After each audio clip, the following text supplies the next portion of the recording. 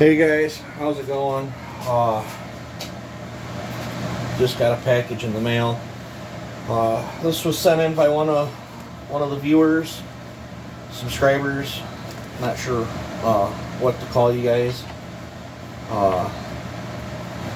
This thing, it's got just a couple blemishes on it, but this thing's in absolutely amazing shape. Like amazing. That's for the 272. I needed a coil and top cover. I think I got a few other parts on order for it. It just absolutely floors me how amazing. I don't know if you want to say my viewers or the chainsaw community, or however you want to perceive it. It just absolutely floors me how awesome you guys are. I don't take this stuff lightly. You know, that's gonna make that build so much better. Because I'm gonna try to build that saw all OEM. We're gonna hot rod it up and stuff. What you see on the bench here is the other 461 I started on it. I got the numbers. I got the piston chucked up in the lathe. I made that little helper video there. Answered some questions on that. I guess while I got the camera going. I don't know if the viewer wants to be named or not, but I've talked to you and we talked through Facebook Messenger or whatever. Thank you very much. This means a lot to me.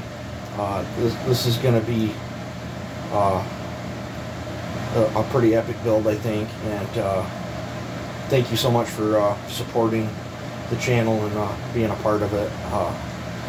Absolutely humbles me. In fact, I'm gonna go put that stuff in the 272 box right now, so I don't misplace it or anything bad happen to it.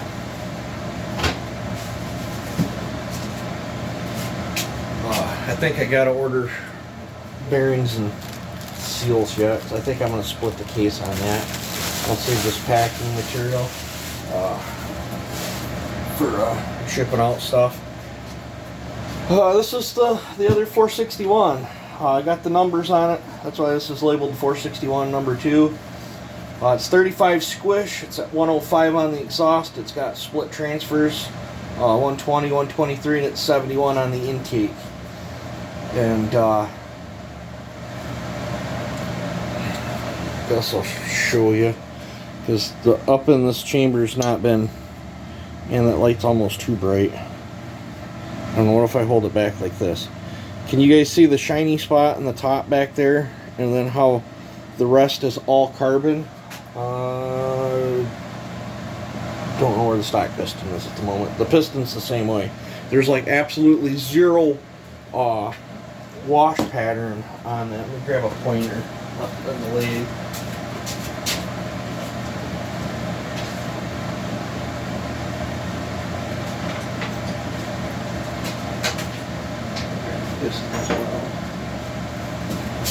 This is a scored up piston out of another cylinder, but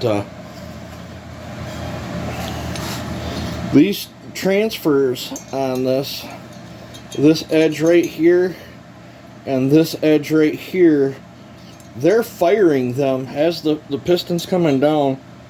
They're cracking the edge here and here, which is very odd to me. I have a very good understanding. This is the drawing. This is accentuated quite a bit, but if this piston was to come down, I don't know if you guys can see that. Might help, I guess, if I point the camera down. See how this is tapered? This would be the cylinder walls. And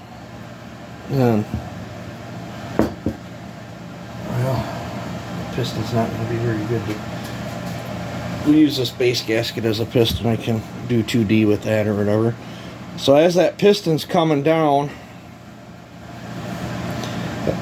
well, hey, I don't have nothing.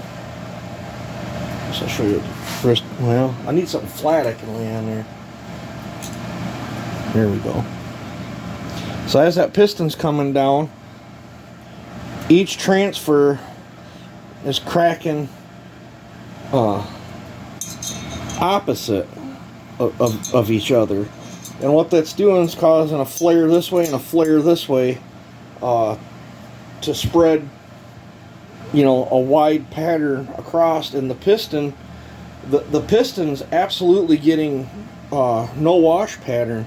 I like a wash pattern, which would be a nice shiny spot here and on where the transfers are, and then a line that typically comes out towards the exhaust.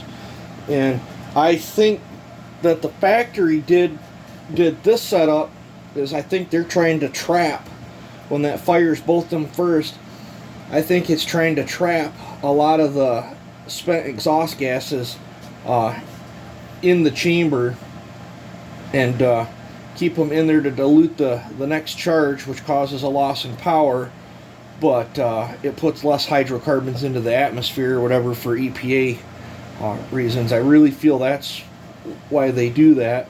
So when I do all the machining, I will, when I say reshape them, I will bring them more like this, and I'll either fire, typically I'll fire, this would be the intake side, typically I'll fire this edge and this edge when they're dual like that, and typically the closer, this is what I call the secondary, the closer one to the intake, I'll typically fire that one just a little bit sooner than the primary, and that lets me, in theory, this is just a theory, guys, in theory that lets me build up a charge of fresh stuff back here to help push it across. Well, actually it would be to help push it across and out the exhaust. And as you can see here on the exhaust side, we got a nice shiny spot right here from that's unburnt. That's caused from unburnt fuel right there. If you're not burning it,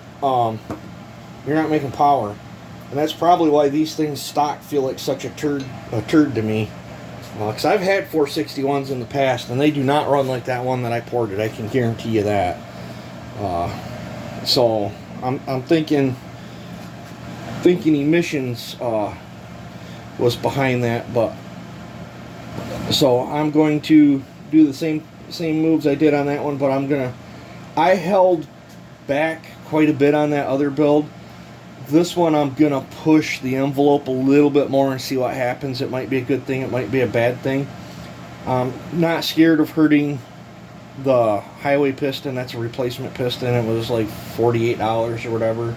That's really not, I mean, it sucks when you ruin something and you can't use it, but the downside, the thing that's gonna hurt my guts the most on this is completely molesting such an absolute beautiful specimen of a cylinder. This cylinder is absolutely flawless on the inside. I've had that sitting in the shed forever. But we'll do bad things to it, and I'm going to raise the roof a little higher on this one. Might go a little more timing. I don't know. We're gonna see what happens. I'm definitely going to push the compression a little harder. I should be able to, because I got more dome. I got more pop-up dome piston to work with to do what I got to do. I'm going to try to lighten the piston even more. And I still don't think I'm going to throw fingers in it. I just, my gut on these ones tell me that fingers is not the way to go on this particular build. I really feel like how I manipulate the transfers works better for me than what I think a set of fingers would. When I was doing water testing on the other build, I was running water right down here, and water comes right out the primary, like now, bam, it's no problem at all, and hardly anything comes out of the secondary. So I like to fire, especially on this particular model, I like to fire that secondary first. It gives it more time to actually utilize some of that portion of the transfer. And I don't have enough time on the other one, but I can almost guarantee you that I am not going to get that kind of crummy wash pattern in there. I really feel that's an emissions thing that they were trying to do in there. which sacrificed power tremendously.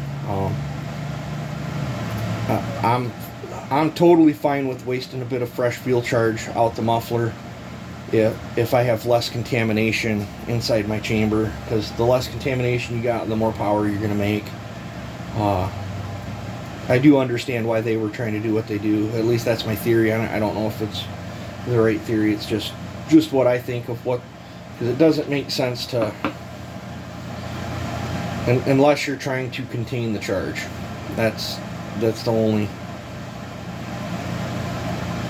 I mean, you need a little bit of containment, but I like a little bit of containment after the cylinder's filled. So, yeah. So that's my thoughts on that one.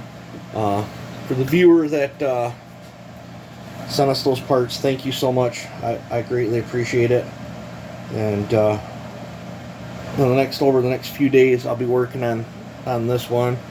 The clutch should be here any day now for the 800, so I can get back on that. I'd like to get that done and back to the guy that owns that.